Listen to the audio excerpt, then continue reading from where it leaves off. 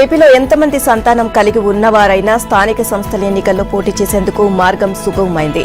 ఆ మేరకు పంచాయతీరాజ్ పురపాలక శాఖల చట్టాలకు చేసిన సవరణలను శాసనసభ ఆమోదించింది. డిప్యూటీ సీఎం పవన్ కళ్యాణ్ తరపున పౌర సరఫరాల శాఖ మంత్రి నాదెండ్ల మనోహర్ అసెంబ్లీలో పంచాయతీరాజ్ చట్టం 1994లో సవరణలు ప్రతిపాదిస్తూ బిల్లును ప్రవేశపెట్టారు. ఎందుకు సవరణ చేయాల్సి వస్తుందో వివరించారు. ఇక 1980, 1990 మధ్య దేశంలో జనాభా పెరుగుదలను దృష్టిలో పెట్టుకుని 2 కంటే ఎక్కువ మంది పిల్లలు ఉన్న వ్యక్తులు స్థానిక సంస్థల ఎన్నికల్లో పోటీకి అనర్హులుగా పేర్కొంటూ టీడీపీ ప్రభుత్వం 1994 మే 30న ఈ బిల్లును అసెంబ్లీలో ఆమోదింపచేసింది అని చెప్పారు. ఆ తర్వాత ఈ చట్టాన్ని వివిధ రాష్ట్రాల్లో అమలు చేశారు. జాతీయ ఆహార భద్రతను కూడా దృష్టిలో పెట్టుకుని జనాభా పెరుగుదలను నియంత్రించడానికి అప్పుడు ఈ చట్టం అవసరమైంది. గ్రామ పంచాయతీలు, మండల ప్రజా పరిషత్, జిల్లా ప్రజా పరిషత్ ఎన్నికలకు దీన్ని వర్తింపచేశారు. ఇక ఇప్పుడు పరిస్థితులు మారాయి. జాతీయ కుటుంబ ఆరోగ్య సర్వే ప్రకారం దేశవ్యాప్తంగా సంతాన ఉత్పత్తి రేటు తగ్గిపోతోంది. 1993-94లో 3.7గా ఉన్న ఈ రేటు ఇప్పుడు 2.1కి తగ్గిపోయింది. మన రాష్ట్రంలో ఇది 1.6కు పడిపోయింది. సంతాన ఉత్పత్తి రేటు తగ్గిపోవడంతో పాటు జనాభాలో 15 ఏళ్ల కంటే తక్కువ వయసు ఉన్న వారి సంఖ్య భారీగా పడిపోతుంది. దీన్ని దృష్టిలో పెట్టుకుని ఆంధ్రప్రదేశ్ ప్రభుత్వం సరికొత్త విధానాలను అనుసరిస్తోంది. ముఖ్యంగా యువ జనాభాను పెంచే విధంగా ప్రణాళికలు రచిస్తోంది. ముందుగా పంచాయతీరాజ్ చట్టానికి సవరణ చేయడం ద్వారా స్థానిక సంస్థల ఎన్నికల్లో ఎవరైనా పోటీ చేసే విధంగా అవకాశాలు కల్పించాలని నిర్ణయించింది. సమాజంలో అందరికీ గుర్తింపు, సమాన హక్కులు ఉండాలి అనే ఉద్దేశంతో పాటు సంతాన ఉత్పత్తిని పెంచాలి అనే ఉద్దేశంతో చట్ట సవరణ చేశాం అని చెప్పారు. గత 5 ఏళ్ల జగన్ పాలనలో రాష్ట్రం అన్ని రంగాల్లోనూ తిరోగమనంలో పయనించింది. ఫలితంగా వృద్ధి రేటు దిగజారింది. స్థిర అభివృద్ధి లక్ష్యాల్లో ఎప్పుడూ లేనంత స్థాయిలో ఏపీ వెనుకబడింది. నిన్న శాసనసభలో ప్రవేశపెట్టిన ఆర్థిక, సామాజిక సర్వేలో అనేక విషయాలు వెలుగు చూశాయి. ఇక 2014-19 నాటి 5 ఏళ్లతో పోల్చి 2019-24 మధ్య జగన్ పాలనలో అన్ని విభాగాల్లోనూ రాష్ట్రం దిగజారిపోయింది. కీలకమైన రాష్ట్రానికి ఆదాయం తెచ్చే రంగంగా ఉన్న సేవారంగంలో 2014-19లో 11.9% వృద్ధి రేటు నమోదైంది. జగన్ హయాంలో అది 10.2%కి తగ్గింది. అలాగే వ్యవసాయ రంగంలో అత్యంత కీలకమైన సాగునీరు విషయంలోనూ జగన్ సర్కార్ నిమ్మకు నీరెత్తినట్లు వ్యవహరించింది. 2018-19లో సాగునీరు అందించిన నికర భూమి 36.35 లక్షల హెక్టార్లు ఉండగా 2023-24లో అది 32.71 లక్షల హెక్టార్లకు తగ్గింది. అదేవిధంగా విద్యకు ప్రాధాన్యమిచ్చే విషయంలోనూ జగన్ సర్కార్ వెనుకబడింది. 2018-19 మధ్య చంద్రబాబు హయాంలో 36.14 లక్షల మంది పిల్లలు పాఠశాలలో చేరగా 2023-24 జగన్ పాలనలో ఆ సంఖ్య 34.14 లక్షలకు తగ్గింది. ఇక 2018-19లో 38,165 మంది విద్యార్థులు డిగ్రీ కాలేజీల్లో అడ్మిషన్లు తీసుకోగా 2023-24కు వచ్చేసరికి వీరి సంఖ్య 33,231కి తగ్గింది. 2023లో నీతి ఆయోగ్ విడుదల చేసిన పేదరిక నివేదికలో ఆంధ్రప్రదేశ్కి 9వ ర్యాంక్ వచ్చింది. 2.42% పేదరికంతో పశ్చిమ గోదావరి 572 లక్షల పనిదినాలు, ఎస్టీలకు 290 లక్షల పనిదినాలు, మహిళలకు 1547 లక్షల పనిదినాలు కల్పించారు. స్కిల్ డెవలప్మెంట్ కేసులో నాటి ప్రతిపక్ష నేత చంద్రబాబును అరెస్ట్ చేయడం వెనుక పెద్ద కుట్ర జరిగింది అని సీనియర్ ఐఏఎస్, నాటి ఆర్థిక శాఖ ప్రత్యేక ప్రధాన కార్యదర్శి పివి రమేష్ స్పష్టం చేశారు.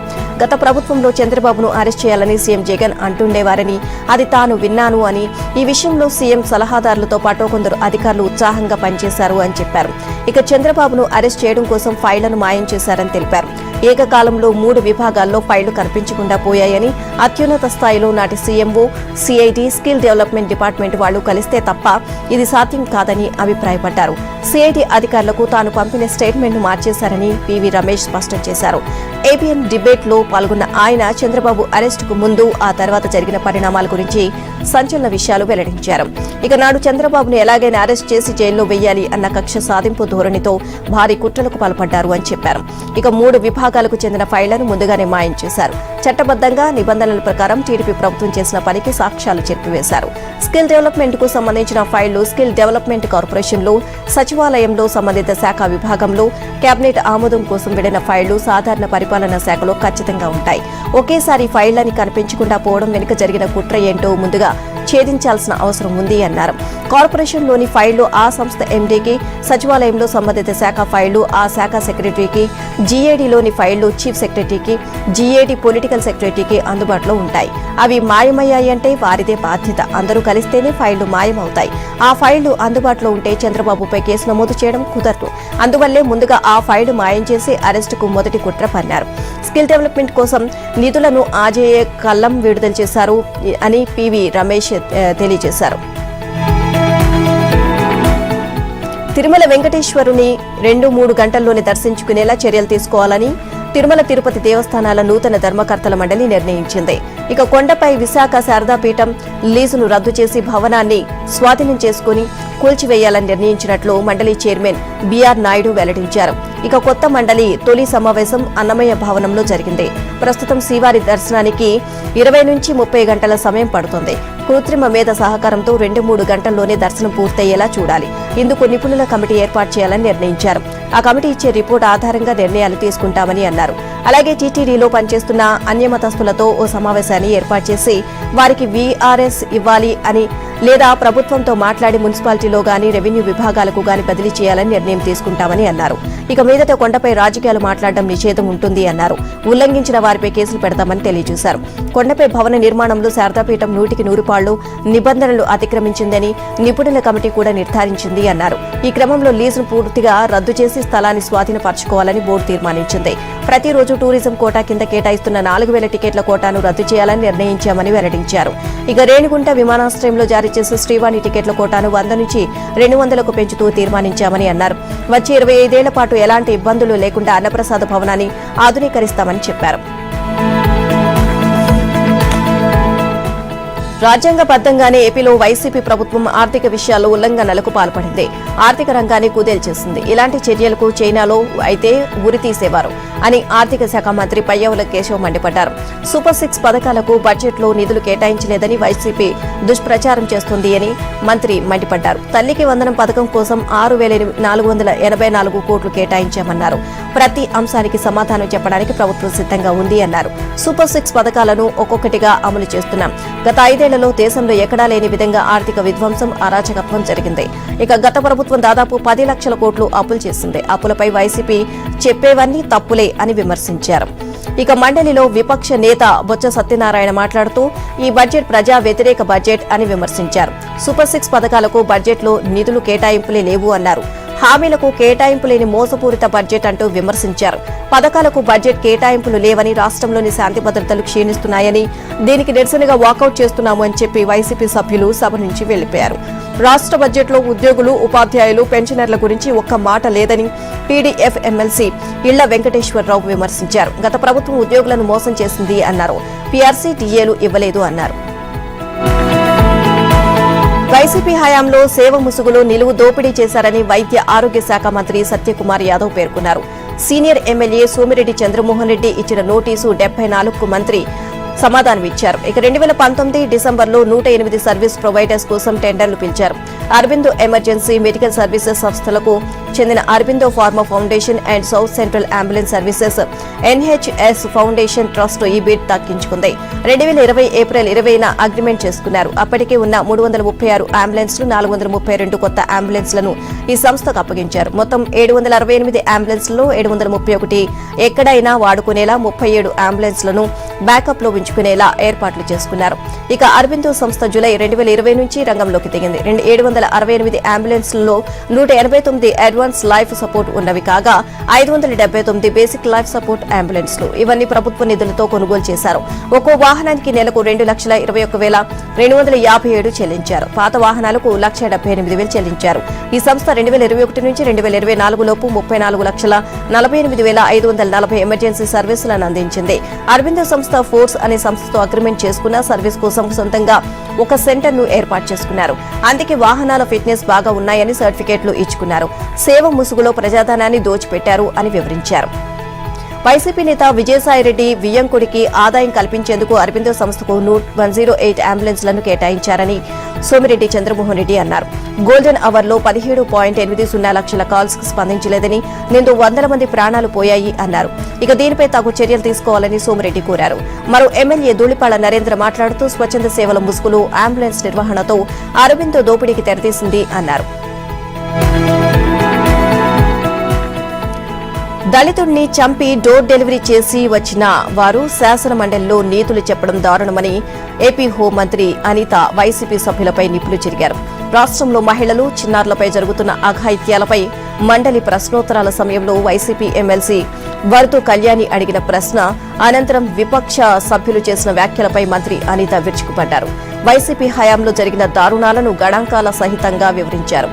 దిశ చట్టాన్ని కొనసాగిస్తారా లేదా అంటూ వైసీపీ సభ్యులను అడిగిన ప్రశ్నలపై మంత్రి అనిత స్పందిస్తూ దిశ చట్టం అసలు లేదని, నిర్భయ చట్టం మాత్రమే ఉంది అని తెలిపారు. వైసీపీ ప్రభుత్వంలో నిర్భయ చట్టం కింద కేసులు ఎందుకు నమోదు చేయలేదు అని ప్రశ్నించారు. ఏపీలో శాంతి భద్రతలు విఫలమయ్యాయి అంటూ వైసీపీ ఎమ్మెల్సీ దువ్వాడ శ్రీనివాస్ చేసిన వ్యాఖ్యలపై మంత్రి మండిపడ్డారు. 2019-24 మధ్య జగన్ పాలనలో మహిళలపై అనేక అఘాయిత్యాలు జరిగినా కనీసం ఆయన చర్యలు తీసుకోలేదని హోంమంత్రి నిప్పులు చెరిగారు. దిశ చట్టానికి చట్టబద్దత లేకుండా దిశ పేరిట పోలీస్ స్టేషన్లు ఏర్పాటు చేశారని అన్నారు. ఇక గతంలో టీడీపీ హయాంలో తెచ్చిన 4th లయన్ అనే యాప్ ని దిశ యాప్ గా మార్చారని అన్నారు. మహిళా పోలీస్ స్టేషన్ల బోర్డులను మార్చి దిశ పోలీస్ స్టేషన్లుగా మార్చారని అన్నారు. నిర్భయ చట్టం ఉన్నా కూడా గత ప్రభుత్వం అమలు చేయకుండా లేని దిశ చట్టాన్ని తెచ్చింది అని దుయ్యబట్టారు. అమరావతిపై కోపంతో అక్కడ మంజూరైన ఫోరెన్సిక్ ల్యాబొరేటరీని జగన్ సర్కార్ నిలిపివేసింది అని తెలిపారు. గత 5 ఏళ్లలో గంజాయి, డ్రగ్స్ ఎక్కువగా సరఫరా అవడం వల్లే అఘాయిత్యాలు ఎక్కువగా జరిగాయని విమర్శించారు. గత సీఎం ఒక్కసారి కూడా వీటిపై సమీక్షించలేదు అన్నారు. మహిళల జోలికి వచ్చినా సోషల్ మీడియాలో అసభ్యంగా మాట్లాడినా కఠిన చర్యలు తీసుకుంటామని అన్నారు. జగన్ తల్లి, చెల్లికి, ఆయన బాబాయ్ కుమార్తెకు అన్యాయం జరిగినా ప్రభుత్వం చర్యలు తీసుకుంటుందని ఉద్ఘాటించారు. మహిళలపై నేరాలకు పాల్పడిన వారి విషయంలో కఠినంగా వ్యవహరిస్తున్నట్లు తెలిపారు. గత 5 నెలల కాలంలో 24 గంటల్లోనే నిందితులను పట్టుకుని రిమాండ్కు పంపామని అన్నారు. సామాజిక మాధ్యమాల్లో అనుచిత, అసభ్యకర పోస్టులు పెట్టిన దర్శకుడు రామ్ గోపాల్ వర్మకు ఏపీ హైకోర్టు జలకిచ్చింది. అరెస్ట్ నుంచి రక్షణ కల్పిస్తూ మధ్యంతర ఉత్తర్వులు ఇచ్చేందుకు నిరాకరించింది. పోలీసులు అరెస్టు చేస్తారు అనే ఆందోళన ఉంటే బెయిల్ పిటిషన్ దాఖలు చేసుకోవాలని సూచించింది. క్వాష్ పిటిషన్లో అరెస్టు నుంచి రక్షణ కల్పిస్తూ ఎలాంటి ఉత్తర్వులు ఇవ్వలేమని తేల్చి చెప్పింది. పోలీసుల ముందు హాజరయ్యేందుకు మరికొంత సమయం ఇవ్వాలి అన్న రామ్ గోపాల్ వర్మ తరపు న్యాయవాది అభ్యర్థనను తోసిపుచ్చింది. ఈ తరహా అభ్యర్థనలు సంబంధిత స్టేషన్ హౌస్ ఆఫీసర్ వద్ద చేసుకోవాలని కోర్టు ఎలాంటి ఆదేశాలు ఇవ్వలేదు అని పేర్కొంది. వ్యాజ్యంలో ప్రతివాదిగా ఉన్న ముత్తనపల్లి రామలింగయ్యకు నోటీసులు జారీ చేసింది. కౌంటర్ దాఖలు చేయాలని పోలీసులను ఆదేశిస్తూ విచారణను 2 వారాలకు వాయిదా వేసింది. నిన్న హైకోర్టు న్యాయమూర్తి జస్టిస్ BVLN చక్రవర్తి ఈ మేరకు ఉత్తర్వులు ఇచ్చారు. సార్వత్రిక ఎన్నికల ముందు ఏపీలో అప్పటి ప్రతిపక్ష నేత, ప్రస్తుత సీఎం చంద్రబాబు, జనసేన అధినేత ఉప ముఖ్యమంత్రి పవన్ కళ్యాణ్ ప్రతిష్టను దిగజార్చేలా సామాజిక మాధ్యమాల్లో వర్మ అనుచిత, అసభ్యకర పోస్టులు పెట్టారని ప్రకాశం జిల్లా మద్దిపాడు మండల టీడీపీ ప్రధాన కార్యదర్శి ముత్తనపల్లి రామలింగయ్య ఫిర్యాదు చేశారు. మద్దిపాడు పోలీసులు ఈ మేరకు కేసు నమోదు చేశారు. ఈ వ్యాజ్యం నిన్న విచారణకు వచ్చింది. రామ్ గోపాల్ వర్మ తరపున టి రాజగోపాలన్ వాదనలు వినిపించారు. గత ఏడాది డిసెంబర్లో పిటిషనర్ పోస్టు పెట్టారు అని అన్నారు. అల్లూరి సీతారామరాజు జిల్లా జి మాడుగుల కస్తూర్బా గాంధీ బాలికల విశ్వవిద్యాలయంలో బాలికల జుట్టు కత్తిరించిన ఘటనపై డీఈఓ దర్యాప్తు ప్రారంభించారు. విద్యాలయంలో బాలికల పట్ల ప్రత్యేక అధికారిని సాయి ప్రసన్న దారుణంగా ప్రవర్తించారు. పాఠశాలలో రోజువారీగా ఉదయం నిర్వహించే అసెంబ్లీ కార్యక్రమానికి హాజరు కాలేదు అన్న కోపంతో క్రమశిక్షణ పేరిట పలువురి జుట్టు కత్తిరించారు. సాయి ప్రసన్నపై చర్యలు తీసుకోవాలి అని డిమాండ్ చేస్తూ బాలికల తల్లిదండ్రులు ఆందోళన నిర్వహించారు. ఈ నేపథ్యంలో ఘటనపై విచారణ చేపట్టి నివేదిక ఇవ్వాలని జిల్లా విద్యాశాఖ అధికారి బ్రహ్మాజీరావును కలెక్టర్ ఏఎస్ దినేష్ కుమార్ ఆదేశించారు. ఇక జి మాడుగుల కేజీబీబీలో పలువురు విద్యార్థినులు గత శుక్రవారం ఉదయం అసెంబ్లీకి హాజరు కాలేదు. ప్రత్యేక అధికారిని బాలికల వద్దకు వెళ్లి ప్రార్థనకు ఎందుకు హాజరు కాలేదు అని ప్రశ్నించారు. కార్తీక పౌర్ణమి సందర్భంగా తలస్నానాలు చేశామని, నీటి సమస్య వల్ల ఆలస్యం కావడంతో రాలేకపోయామని విద్యార్థినులు వివరణ ఇచ్చారు. ఇక ఆ సమయంలో బాలికలు జుట్టును ఆరబెట్టుకుంటూ కనిపించడంతో ప్రత్యేక అధికారిని అసెంబ్లీ ప్రార్థన తరగతుల కంటే మీకు జుట్టే ప్రాధాన్యంగా ఉందా అని మండిపడ్డారు. అంతటితో ఆగకుండా క్రమశిక్షణ లేకుండా పోయింది అంటూ 18 మంది బాలికల జుట్టును 3-4 అంగుళాల మేర కత్తిరించారు. కొంతమంది ఆమె నుంచి తప్పించుకునేందుకు ప్రయత్నించగా వారి వెంట పడి మరీ కత్తిరించారు. 2-3 తమకు మొక్కు ఉందని కత్తిరించకూడదు అని చెప్పినా వినలేదు. దీనిపై బాలికల తల్లిదండ్రులు ఆదివారం విద్యాలయానికి రావడంతో ఆ విషయం వెలుగులోకి వచ్చింది. ప్రత్యేక అధికారిని కొన్నాళ్లుగా తమ పట్ల దురుసుగా ప్రవర్తిస్తున్నారు అని, ఇక ఆ క్రమంలోనే తమ జుట్టు కత్తిరించారని బాధిత బాలికలు వాపోయారు. రౌడీ షీటర్ బోరుగడ్డ అనిల్ ను తూళ్లూరు పోలీసులు నిన్న విచారించారు. ఈ ఏడాది మే 8వ తేదీ రాత్రి 11 గంటల సమయంలో పోలీస్ స్టేషన్ కు కూతవేటు దూరంలోని దాబాలో పనిచేస్తున్న వారిని బెదిరించి దాడి చేసిన సంఘటనపై అప్పట్లో అతడిపై కేసు నమోదైంది. ప్రస్తుతం రాజమండ్రి సెంట్రల్ జైల్లో రిమాండ్ ఖైదీగా ఉన్న అతన్ని పీటీ వారెంట్పై తూళ్లూరు స్టేషన్ కు తీసుకువచ్చి నిన్న ప్రశ్నించారు. డీఎస్పీ టి మురళీకృష్ణ 3 గంటల పాటు అతన్ని విచారించారు. ఇక ఒకరోజు కస్టడీలో ముగియడంతో సాయంత్రం 4:30 గంటలకు మంగళగిరి కోర్టులో హాజరుపరిచారు. అనంతరం రిమాండ్ నిమిత్తం రాజమండ్రి సెంట్రల్ జైలుకు తరలించారు. అలాగే మే 8వ తేదీ రాత్రే తూళ్లూరులో ఎన్నికల ఫ్లయింగ్ స్క్వాడ్ విధులకు ఆటంకం కలిగించడం, అసభ్యంగా మాట్లాడడం, విధి నిర్వహణలో ఉన్న ఆంధ్రజ్యోతి విలేకరిపై దాడి చేయడం తదితర సంఘటనలకు సంబంధించి అనిల్ పై మరో కేసు నమోదై ఉంది. ఇక ఈ కేసులో ఇవాళ అతన్ని తిరిగి రాజమండ్రి జైలు నుంచి తూళ్లూరు స్టేషన్ కు తీసుకువచ్చి విచారించనున్నారు. రాష్ట్రంలో హైదరాబాద్ తర్వాత రెండో పెద్ద నగరంగా ఉన్న వరంగల్ అభివృద్దిపై రేవంత్ రెడ్డి ప్రభుత్వం ప్రత్యేకంగా దృష్టి సారించింది. వరంగల్ నగరంలో వివిధ అభివృద్ది పనుల కోసం గతంలో ఎన్నడూ లేని విధంగా 4,962.47 కోట్లు మంజూరు చేసింది. ముఖ్యమంత్రి రేవంత్ రెడ్డి ఆదేశాల మేరకు నిన్న ఇందుకు సంబంధించి ప్రభుత్వం ఉత్తర్వులు జారీ చేసింది. కొన్ని పనులకు పరిపాలన అనుమతులు కూడా మంజూరు చేసింది. రాష్ట్రంలో కాంగ్రెస్ అధికారంలోకి వచ్చి ఏడాది పూర్తవుతున్న సందర్భంగా ప్రభుత్వం ప్రజాపాలన విజయోత్సవ సభలు నిర్వహిస్తోంది. 20 రోజుల పాటు నిర్వహించనున్న ఈ సభల ద్వారా ఏడాది కాలంలో ప్రజలకు ఇచ్చిన హామీలను ప్రభుత్వం నెరవేరుస్తున్న తీరు, అమలు చేస్తున్న సంక్షేమ పథకాలు, కార్యక్రమాల ప్రగతిని వివరించనుంది. ఇక ఈ విజయోత్సవాలకు ముఖ్యమంత్రి రేవంత్ రెడ్డి సెటిల్మెంట్ ప్రకారం వరంగల్ ఆర్ట్స్ కాలేజీ మైదానాన్ని తొలి వేదికగా ఎంచుకున్నారు. ఇక టీపీసీసీ అధ్యక్షుడిగా రైతు డిక్లరేషన్ సభ నిర్వహించిన హనుమకొండ ఆర్ట్స్ కాలేజీ మైదానంలోని వాళ్ళ ప్రజాపాలన విజయోత్సవ సభను నిర్వహిస్తున్నారు. ఈ సభకు సీఎం రేవంత్ రెడ్డి హాజరవుతున్న నేపథ్యంలో వరంగల్ అభివృద్దికి ప్రభుత్వం పెద్ద ఎత్తున నిధులు మంజూరు చేస్తూ నిర్ణయం తీసుకుంది. ఈ వివరాలను నేటి పర్యటనలో భాగంగా సీఎం రేవంత్ రెడ్డి ప్రకటించనున్నారు. ఇక వరంగల్ అభివృద్దికి ప్రభుత్వం మంజూరు చేసిన నిధుల్లో అత్యధికంగా వరంగల్ భూగర్భ డ్రైనేజీకి 4,170 కోట్లు కేటాయించింది. దీంతో వరంగల్ నగర ప్రజలు 30 ఏళ్ల కలను రేవంత్ రెడ్డి ప్రభుత్వం సాకారం చేయనుంది. ఇక జూన్ 29న సీఎం రేవంత్ రెడ్డి హనుమకొండలో పర్యటించి కలెక్టరేట్లో నిర్వహించిన సమీక్షలో భూగర్భ డ్రైనేజీ కోసం ప్రతిపాదనలు పంపించాలి అని నగర కమిషనర్ను ఆదేశించారు. ఆ తర్వాత అధికారుల నుంచి వచ్చిన ప్రతిపాదనల మేరకు ఈ మొత్తాన్ని కేటాయించారు. ఈ నిధులను నగరంలో అండర్ గ్రౌండ్ డ్రైనేజీతో పాటు ముంపు ప్రాంతాలకు నష్టం జరగకుండా కాలువల అభివృద్ది, తాగునీటి సరఫరాను మెరుగుపడనుంది. అయితే సీఎం పర్యటనకు భారీగా ఏర్పాట్లు చేశారు. మహారాష్ట్ర ఎన్నికల్లో బీజేపీ కూటమి ఓడిపోతుంది అనే విషయం ప్రధాని మోదీకి ముందే తెలిసిపోయిందని తెలంగాణ రాష్ట్ర ముఖ్యమంత్రి రేవంత్ రెడ్డి అన్నారు.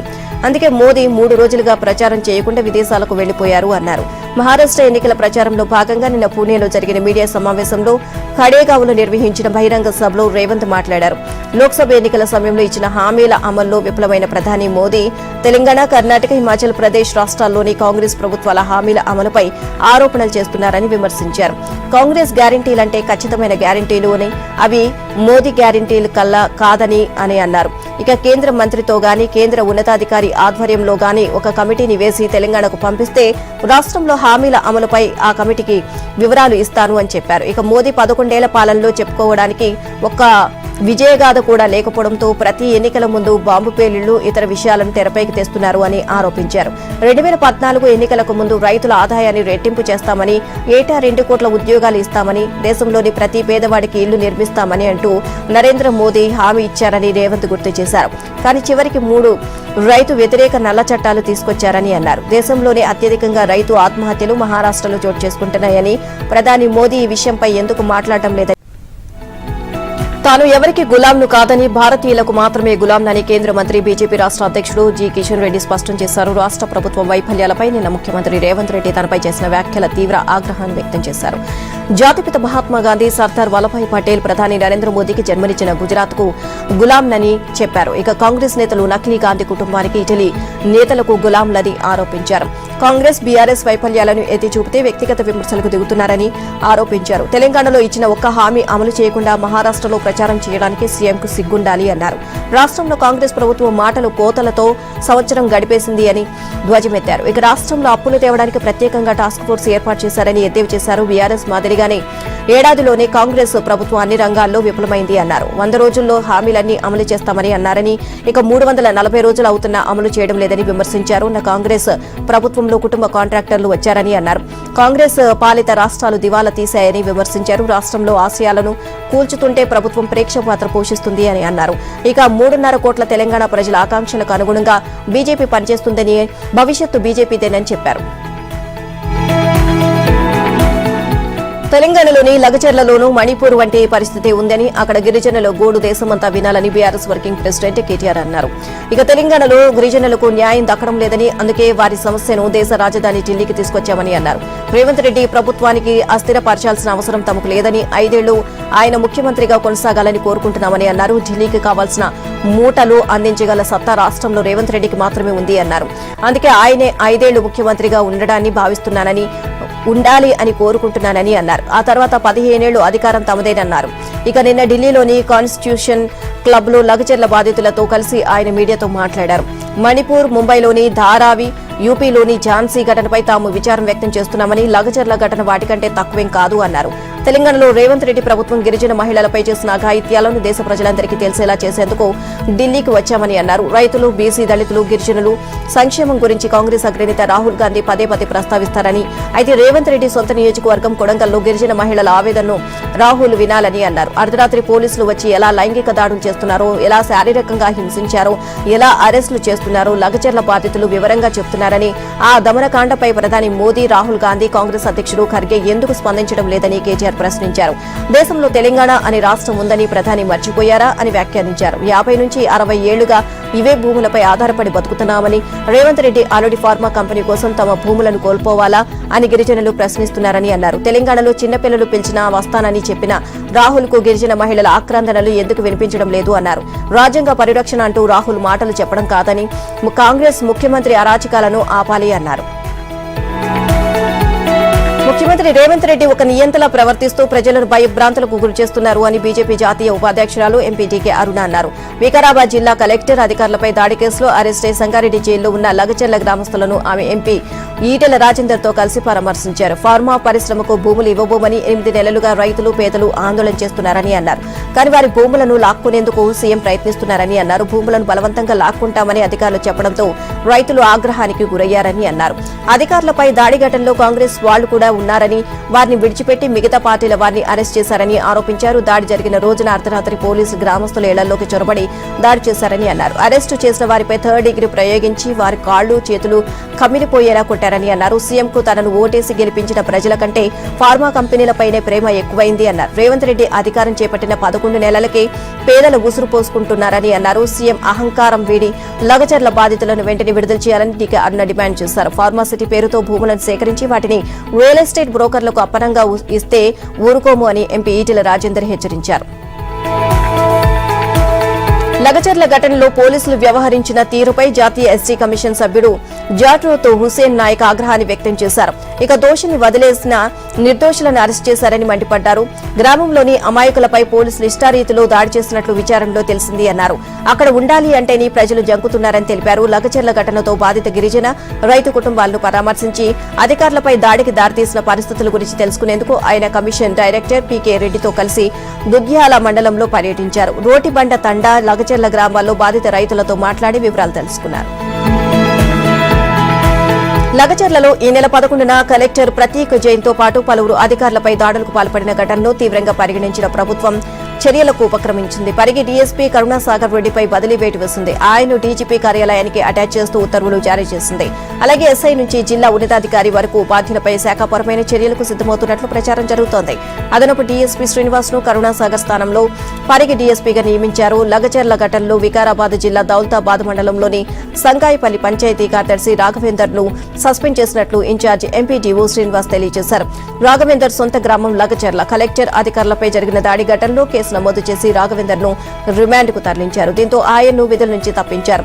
మాజీ MLA Patnam Narender Reddy bail petition పై విచారణ వాయిదా పడింది. నిన్న వికారాబాద్ కోర్టులో పిటిషన్ విచారణకు రాగా పబ్లిక్ ప్రాసిక్యూటర్ సుధాకర్ రెడ్డి జోక్యం చేసుకుని కొడంగల్ కోర్టులో నరేందర్ రెడ్డి కస్టడీ కోరుతూ పోలీసులు పిటిషన్ దాఖలు చేసిన విషయాన్ని ప్రస్తావించారు.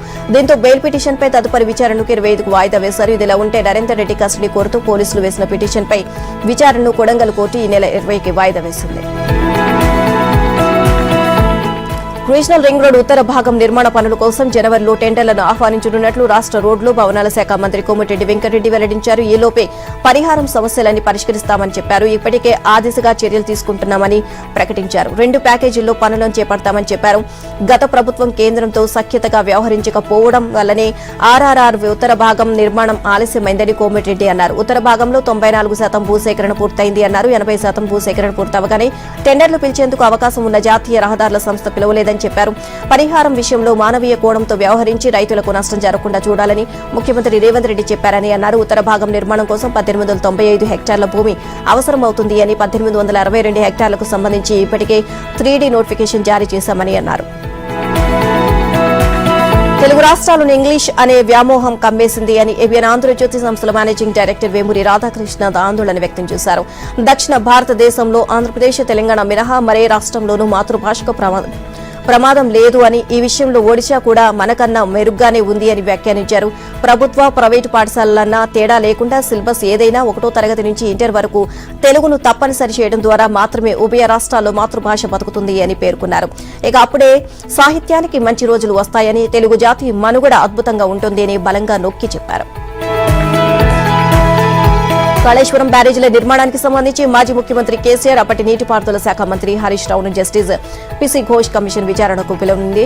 ఇక వీరిద్దరిని ఈ నెలాఖరును లేదా డిసెంబర్ తొలి వారంలోనే విచారించే అవకాశాలు ఉన్నాయి. 21న హైదరాబాద్ రానున్న జస్టిస్ ఘోష్ వచ్చే నెల 5 దాకా ఇక్కడే ఉండనున్నారు. మాజీ సీఎస్లు ఎస్కే జోషి, సోమేష్ కుమార్, మాజీ ప్రధాన కార్యదర్శి రజత్ కుమార్, సీఎంఓ, మాజీ ఓఎస్డీ, కాళేశ్వరం ప్రాజెక్టు నిర్మాణాన్ని పరిశీలించిన స్మితా సబర్వాల్, ఆర్థిక శాఖ ప్రత్యేక ప్రధాన కార్యదర్శి రామకృష్ణారావును తొలుత కమిషన్ క్రాస్ ఎగ్జామినేషన్ చేయనుంది. ఇక ప్రాజెక్టు నిర్మాణంలో కీలక నిర్ణయాలు తీసుకుంది ఎవరు? మేడిగడ్డ, అన్నారం, సుండేడిలో బ్యారేజీలు కట్టాలని నిర్ణయించింది ఎవరు? బ్యారేజీల వైఫల్యానికి కారణాలు ఏంటి? రీ ఇంజనీరింగ్ తో కాళేశ్వరం ప్రాజెక్టును తెర మీదకు తేవడానికి కారణమేంటి వంటి వివరాలను కమిషన్ సేకరించే అవకాశాలు ఉన్నాయి. అనంతరం కేసీఆర్, హరీష్ రావును కమిషన్ కు సమన్లు పంపే అవకాశం ఉంది. అయితే విచారణకు కేసీఆర్ హాజరవుతారా లేక జస్టిస్ ఎల్ నరసింహారెడ్డి కమిషన్ కు లేఖ రాసినట్లుగా జస్టిస్ పిసి ఘోష్ కు లేఖ రాసి దూరంగా ఉంటారా అన్న చర్చ సాగుతోంది. జస్టిస్ ఎల్ నరసింహారెడ్డి స్థానంలో నియమితులైన జస్టిస్ మదన్ భీమ్రావు లోకూరు కమిషన్ మాత్రం కేసీఆర్ ను విచారణకు పిలవకుండానే నివేదికను ప్రభుత్వానికి సమర్పించింది. ముందుగా ప్రకటించినట్లు సంక్రాంతికి కాకుండా ఉగాది పండుగ తర్వాతే సన్నబియ్యం పంపిణీ చేసే అవకాశాలు కనిపిస్తున్నాయి. జనవరి నుంచి ఈ పథకాన్ని ప్రారంభించాలని ప్రభుత్వం తొలుత భావించినప్పటికీ తాజాగా 3 నెలల పాటు ఆగాలని భావిస్తున్నట్లు సమాచారం. రాష్ట్ర పౌర సరఫరాల శాఖ కమిషనర్ డిఎస్ చౌహాన్ చేసిన వ్యాఖ్యలు ఇందుకు బలం చేకూరుస్తున్నాయి. ఖరీఫ్ లో రైతుల నుంచి కొనుగోలు చేసిన కొత్త ధాన్యానికి వెంటనే మిల్లింగ్ చేస్తే బియ్యంలో నూక శాతం పెరుగుతుందని, అన్నం ముద్దగా మారుతుంది అని, నాణ్యత లోపిస్తుందని నిపుణులు సూచించినట్లు ఆయన తెలియజేశారు. కనీసం 3 నెలల పాటు ధాన్యం తప్పకుండా నిల్వ చేయాల్సి ఉంటుందని స్పష్టం చేశారు.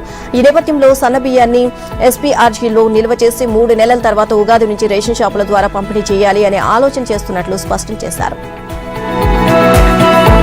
BRS social media head Kotam Dilip ను హైదరాబాద్ సైబర్ క్రైమ్ పోలీసులు అరెస్ట్ చేశారు. హైడ్రా, మూసీ సుందరీకరణ, లగచర్ల ఘటనలపై ప్రభుత్వానికి వ్యతిరేకంగా పోస్టులు పెడుతూ సర్కార్ను అప్రతిష్ట పాలు చేస్తున్నారు అంటూ వచ్చిన ఫిర్యాదులపై పోలీసులు కేసు నమోదు చేశారు. ఈ క్రమంలో దిలీప్ కు నోటీసులు ఇవ్వగా ఆయన కోర్టును ఆశ్రయించారు. కోర్టు ఆదేశాలతో నిన్న పోలీసుల ఎదుట విచారణకు హాజరయ్యారు.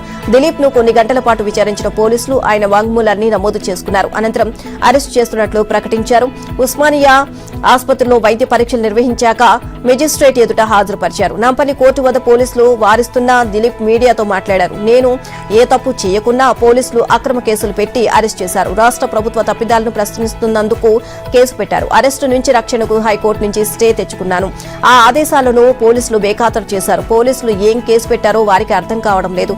నేను ఇవ్వని వాంగ్మూలాన్ని నమోదు చేసి సంతకం పెట్టాలని ఒత్తిడి చేస్తున్నారు. ఎవరు ఎన్ని కేసులు పెట్టినా నేను ప్రశ్నిస్తూనే ఉంటా అని స్పష్టం చేశారు. ఆయన మీడియాతో మాట్లాడుతున్న క్రమంలో పోలీసులు దిలీప్ ను బలవంతంగా కారులో ఎక్కించి న్యాయమూర్తి ఇంటికి తీసుకువెళ్లారు. పోలీసులు అందజేసిన రిమాండ్ రిపోర్టును పరిశీలించిన మెజిస్ట్రేట్ రిమాండ్ ను తిరస్కరించారు. దిలీప్ అరెస్టును మాజీ మంత్రులు కేటీఆర్, హరీష్ రావు ఎక్స్ లో తీవ్రంగా ఖండించారు. కాంగ్రెస్ వైఫల్యాలను ఎత్తి చూపినందుకు దిలీప్ ను అరెస్ట్ చేశారు అని కేటీఆర్ ట్వీట్